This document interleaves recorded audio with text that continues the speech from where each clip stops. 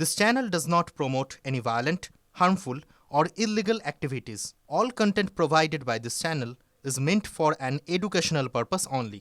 রাষ্ট্রপতি শাসন দরকার, কিন্তু আমি বিশ্বাস করি না এত বড় ধৃষ্টতা হবে ও নিজের বুদ্ধিতেই কাজটা করবে। নিজের বুদ্ধিতে টাকা পয়সা দুর্নীতি করে, পুরসভার টাকা ঝাড়ে, এইসব করে, সব অনেক কিছু করে, কিন্তু ও পুরসভার এই এসআইআর হওয়া কাজ হচ্ছে এরম জায়গায়, হিয়ারিং হচ্ছে এরম জায়গায়, ভাঙচুর নিজের বুদ্ধিতে করবে, এটা যাই হোক বা বন্ধ করে দেবে, এতটা বড় বাপের বেটা ওর নয়।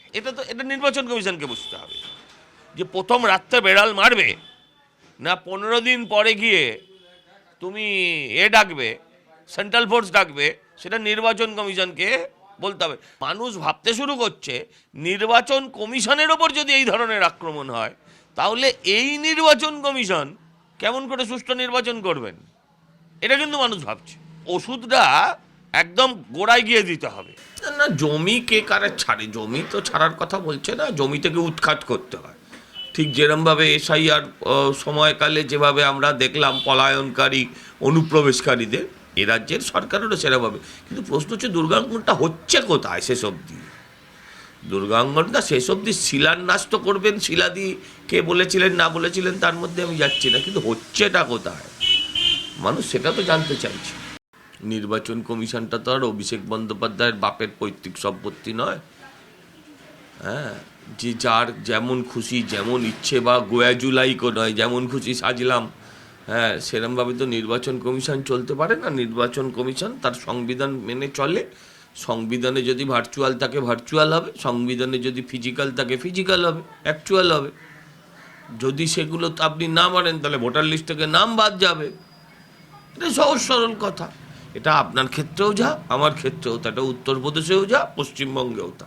এখন সেবাশ্রয়, পরে আশ্রম, এই আশ্রয়, এটাই ওর ভবিতব্য, এটাই ওর ভবিতব্য। হ্যাঁ, যা চুরি করেছে, হ্যাঁ আশ্রমেই আশ্রয় নিতে হবে বাকি জীবনটা, এসব নিয়ে বলতে চাই না। তুমি হারাবে কোন যন্ত্র দিয়ে? শুভেন্দুকে হারাবে কি তুমি পান্নমিত্রকে দিয়ে? সেটা তো সম্ভব না। তো হয় পিসি লড়বে, নয় ভাইপো লড়বে, বলে দিক যে আমরা লড়ছি, আমার পরিবার থেকে লড়বে, খুলবে। ও রাজনৈতিকভাবে যে খুশি যা খুশি তাই করতে পারে। কিন্তু এই যে কর্মীদের প্ররোচিত করছেন না, যে বিএলএদের থাকতে হবে, এই থাকতে হবে, সহায়তা কেন্দ্র খুলতে হবে, কী সহায়তা করবেন আপনি? আপনি জানেনটা কি আপনি সহায়তা করবেন? আপনি কোন সহায়তাটা করতে পারেন? আপনি যাই করুন সহায়তা, আপনার যদি সহায়তা করার থাকতো তাহলে অভয়ার মাকে সহায়তা করতে পারতেন। আপনার যদি সহায়তা করার থাকতো তাহলে 26,000 যাদের চাকরি গেছে তাদের করতে পারতেন। সেগুলো সহায়তা করেননি। এগুলো নির্বাচন কমিশন নিজের মতন কাজ নিজে করে নেবে।